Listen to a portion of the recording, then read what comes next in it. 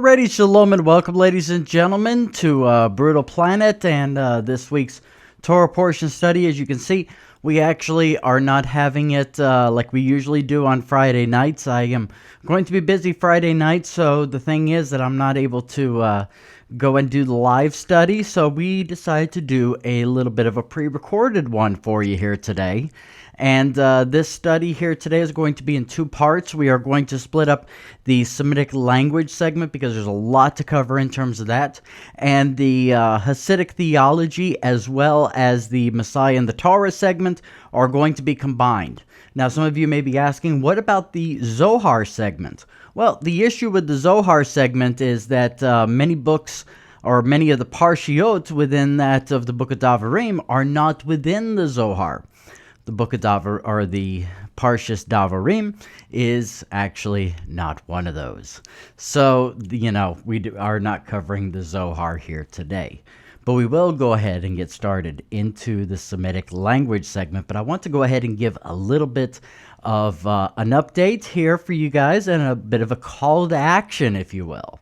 Now, as many of you know, we used to have the Roku channel, Neshama Chokmah Television. And the thing about it, though, is putting that thing together was a real headache because we would always end up having to upload things a couple of different times. We'd have to upload an SD, mobile, as well as a high-def version. And now, as you guys know, we have recently upgraded our studio here and all that stuff. And so we have much better quality video for you guys. And we decided that this might be the best time to relaunch the official Lapid Jewish Roku channel. And we are going to have this channel in the official channel store for Roku. So if you go to the religion section, whenever it is that we are able to go and do the things that it is that we need to do, it will be there for you to be able to add, and it will go out all throughout the world. And so it'll be an absolutely free channel, and that's what it is that we're planning on doing here soon. But we need your help in terms of making that happen. How so? Well, right now we have the ability through our Vimeo channel, which has over 1,000 teachings on it, over 1,000 teachings that we've done throughout the years. And what we want to do is to kind of take a little bit of the stress off of me and to go and upgrade from the Plus account to the Pro account. Now, here's the reason why this would be helpful. First of all, we are now uploading our videos in 1080p because we have the better camera now. We also have the, stuff behind us and all that stuff that we're able to do in terms of better production. And so the file sizes are much bigger. We are allotted 5 gigabytes each and every single week. Okay? But if we upgrade, we will be able to get 20 gigabytes per week. And not only that, but we'll actually be able to take the links for the downloads, and they will become permanent links on Vimeo that we can use for that of our Roku channel. Okay, so instead of me having to upload things 3 or 4 times, we have all of those things right there, only having to be uploaded once. Okay, and so this, in order for us to do this, I thought it was $200, but it's $240 a year for the Plus account. They don't do a month by month, sadly, for the Pro account rather. They do for the Plus, but not for the Pro. So we have to pay up front $240. Also, we want to go ahead and get the 1 year out of the way for the Roku channel, for the official Lapid Judaism Roku channel, and that's going to cost about $100. So if you want to help us out, go to lapidjudaism.com. You can go over there and make a donation to help us to get this official channel up and going. That would include the teachings like it is that you're seeing today. Okay? Now, enough with that. We need to get into our study. All right? So we are going to start out in the Semitic language segment here today. And we are going to start with Devarim, or Deuteronomy, chapter 1, verse 1. And it says over here within the Hebrew, it says, Eli hadvarim, Devarim, asher diber Moshe, el kol Israel, be'ever ha-Yarden, Bamidbar, Ba'arava, Mol Suf, Bien Paran, Uvin, Tofel, Vilavan va Chatzirot, Vi di Zahav. Okay, now in the English here, that would read, and these are the words that Moses spoke to all of Israel in the other side of the Jordan regarding the wilderness, regarding Araban, opposite of the Sea of Reeds, between Paran and between Tophel and Laban, and Chatzirot and Di Zahav. Okay? Now, the thing that we're going to be focusing in on here is that one of the things that you have to learn with Hebrew is that Hebrew words, okay, also have other meanings with them, okay, that have conceptual understanding within them. So when it's talking about things such as these physical places, there is something that is spiritual that is attached to that of the physical places, okay? The same is true with names within that of Hebrew as well. Take, for instance, whenever it is that I converted to Judaism, I ended up taking on the name Ivid Banah, which means a servant who builds others up, a servant who edifies. That's what it is that I am to encapsulate. So when a person asks me, what's your Hebrew name if you are a convert, you say Eved Banah, and they're like, okay, I know the cut of the jib of this cat, because that deals with the premise of Shem. Okay, many people in the Hebrew roots movement see Shem as pronunciation. You know, they see it as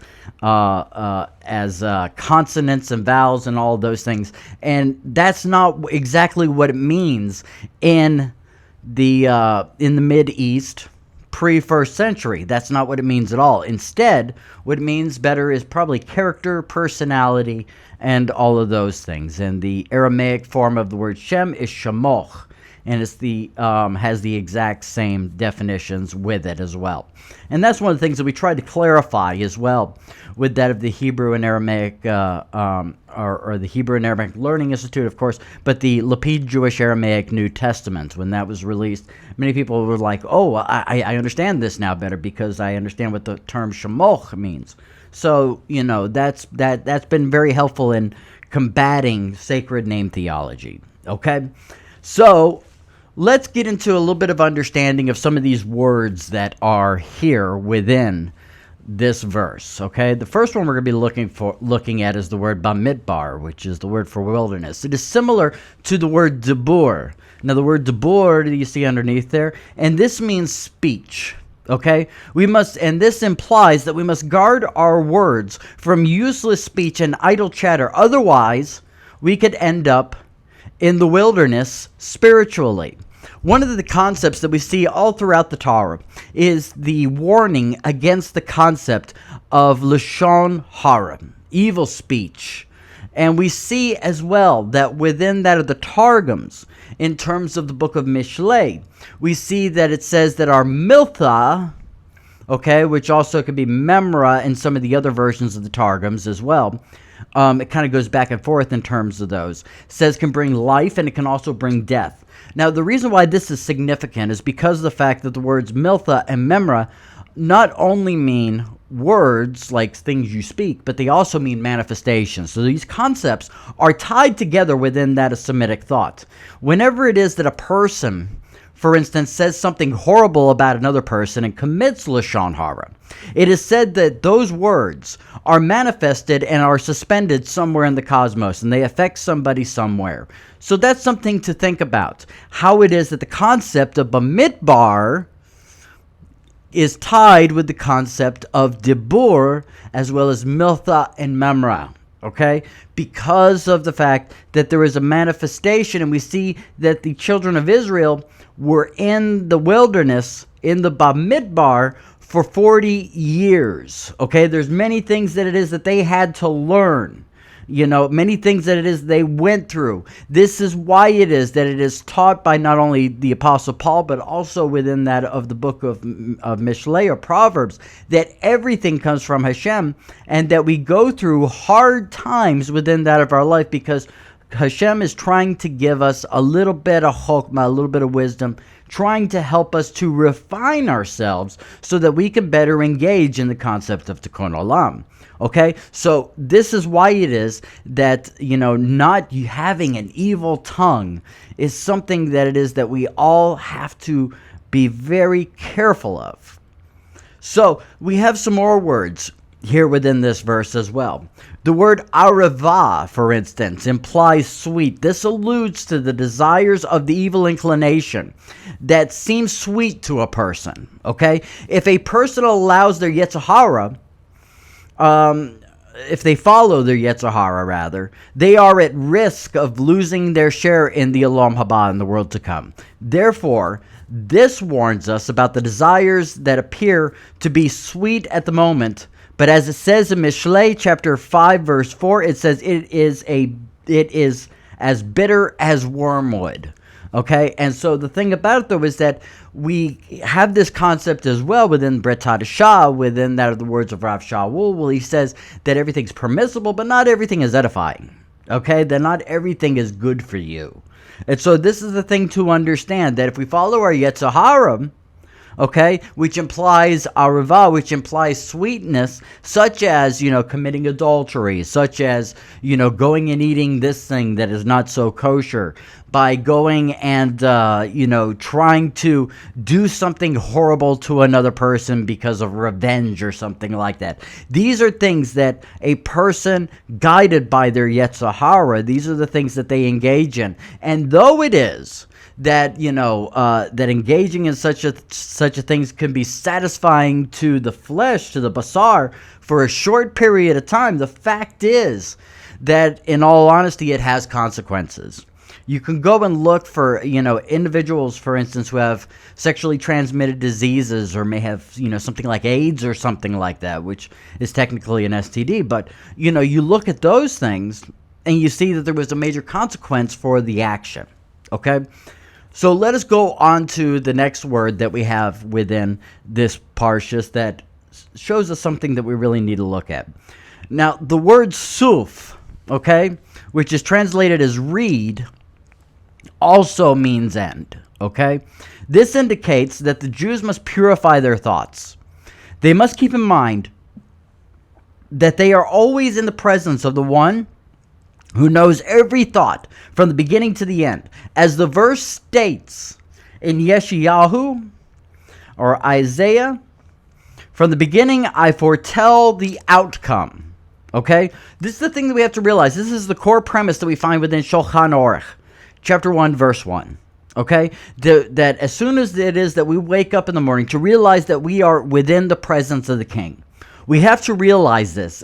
First thought that it is that we come to as soon as we wake up is to know that we are in the presence of the King and that our job is to honor the King of Israel. That's what our job is. And so, therefore, this is the thing that it is that we have to encapsulate. This is the thing that has to become a part of us. And it's the thing that is very much a part of our refinement throughout the day. What it is that is within our mind and what it is that we do first thing in the morning is going to affect our entire day. So that's something that we have to understand and that we have to be, we really have to think about. And so the first thought of our mind should be upon that of the Creator of the heavens and the earth. Okay? So the next word that we have within there, we got a bunch of these, okay, is the word paran. Now the word paran is related to the word paru, meaning to be fruitful. Okay, whereas the word tofel, which is also right there, implies obscenity. The implication of this, you must be careful, that your intent in terms of your deeds and your marital relations are of pure intent and not guided by that of your very own Yetzer Hara. It is the direct and opposite of purity and impurity. This purity and impurity are the direct opposite of one another. So there's a concept that is found within that of the Or HaChaim in terms of this. The Or HaChaim talks about this in, I believe, the book of either Vayikra or Shemos, I forget. But within there, he goes and talks about how it is that if a person goes and has marital relations with that of their wife, and they have angry thoughts, then their child can be born just an angry, horrible individual. But then he says, if the man is having homosexual thoughts, then it is possible that their child will be born a homosexual. And so all of these things we have to think about within terms of marital relations to engage in things that are pure and that our thoughts are pure and not on something dirty when it is that these things take place. Okay? This is very important. This is also a part of refinement, of refining the mind of a person. Refining the mind helps to refine the heart in many ways, which brings us to our next word that is within there. The word Lavan, for instance, is related to the word lave. The word Lavan implies white and cleanliness. Okay, showing that a person should be clean and pure inside and out. But it all stems from the application of the lave. Why does it stem from the application of the lave? Because as our Mashiach says, where your treasure is, that's where your lave, that's where it is that your heart resides as well. But not only within that, but this concept is found within the Torah. How so? It is found within that of the Torah because the very first word within that of the Torah is the word Bereshit, or Bereshit for those of the Sephardi persuasion. The last word within that of the Torah is the word Israel. So the Torah begins with the word Beit, or the letter Beit, and ends with the letter Lamed, which put together makes the word lave. So therefore, a person, if they are going to fulfill mitzvahs, they have to fulfill them within their lave before they do it physically. This is a concept that we'll be getting into the Hasidic section of the teaching whenever it is that we talk about Mark chapter 7, because Shulchan Aruch actually has a little bit to say about this, and it's very interesting how people who don't know about Shulchan Aruch ends up, really taking Mark chapter 7 way out of context. And so the thing about it, though, is that if a person's doing mitzvahs for the sake of the reason of piety and looking pious, much like what it is that we see in Matthew chapter 23, which Yeshua warns about, then we are not fulfilling mitzvahs correctly because they have to be fulfilled within. This is why it is that we have the concepts of B'nai Noach. A person goes and starts out with these things. They shed their fleshly desires so that they may live for Hashem. And in doing so, they are able to enter the Bayis HaMikdash by shedding the things that are attached to the goof and to the basar, the fleshly desires. They shed those things so that when they fulfill mitzvahs, they are doing it for the concept of Lishma Hashem, for the sake of God, as opposed to for the sake of self and for their own elevation. Okay? This is very important. Many people are intellectualized by certain ministries to go and, say, well, you need to be keeping the Torah. And then what ultimately ends up happening is that a person is not at a place within their life where they're ready for that yet. Okay, some people belong in the Christian church. Let's just be honest. Some people belong there. That's how it is that they connect with God. The goal of the Torah are two concepts, Shalom and Mashiach. Those are the goals of the Torah. Okay, and so if a person is stressed out about, having to observe this or that, and they don't not doing it in simcha and shalom and ahavat and all of these things, then the issue is that they cannot fulfill them correctly. So don't ever let anybody intellectualize you into doing mitzvahs, that it is that you're not ready for yet.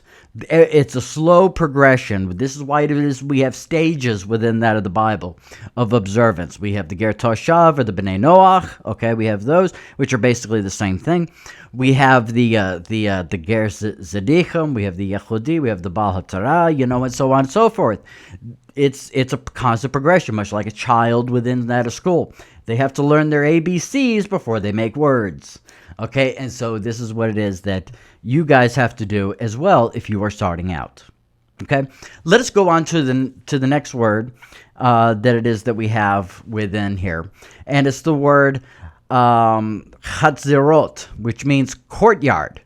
And this is referring to the synagogues, which is called the chatzerot of Hashem in the book of Tehillim or Psalms, chapter 84, verse 3. A person must rise in the morning and spend time in the synagogue in the batei medrashot.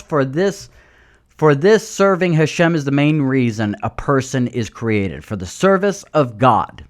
Okay? And so this concept of courtyard is something that is built upon all of these other concepts. This allows you within the courtyard, in the presence of Hashem. Okay, we see this as well with that of the Kohanim, with the priests, that, there's only certain times that they are allowed, within that of the Holy of Holies, of the Kodosh HaKodashim, that they just can't go in there whenever it is that they want. There is this building throughout the year of observance through that of, such as Moedim and also their priestly duties, and upholding those things throughout the year so that they may be able to enter into the Bayis HaMikdash and into the Chodesh HaKodashim with that of a garment of white. Okay?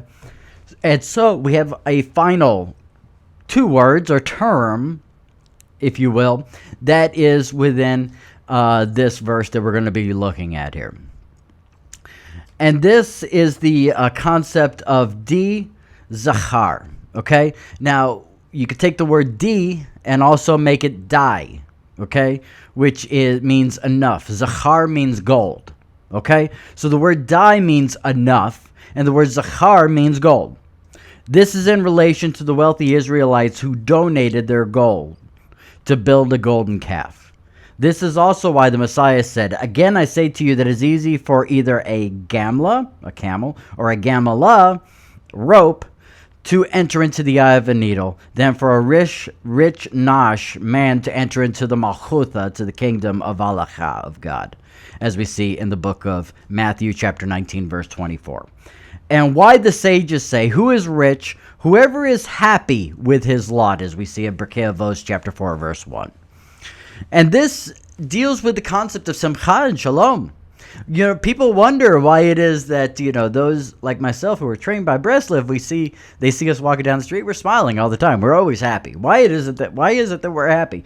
Because of the fact that helps us to, first of all, fulfill the most important mitzvahs, but also helps others to fulfill that mitzvahs as well, through that of our influence in the world. All right, so the next video is going to be upon the Hasidic segment as well as the Messiah in the Torah. Okay, so if it's not uploaded yet, wait a couple hours and it'll probably be up. All right, Shalom Bracha. So you want to learn Hebrew or Aramaic, or maybe both? Make sure to check out HebrewandAramaic.com. All three of the instructors on the website have accredited Moray licenses to teach the languages that they teach on the website. You can take the lessons on your very own time, and they even have a Roku channel so you can learn from the comfort of your very own couch. With over 200 videos going step by step through the languages and all the various scripts, and over 100 PDFs of exercises and quizzes, this is the most thorough set of lessons that you'll find anywhere on the languages of the Tanakh and the Brit Hadashah. So visit HebrewandAramaic.com today and sign up for only $15 a month.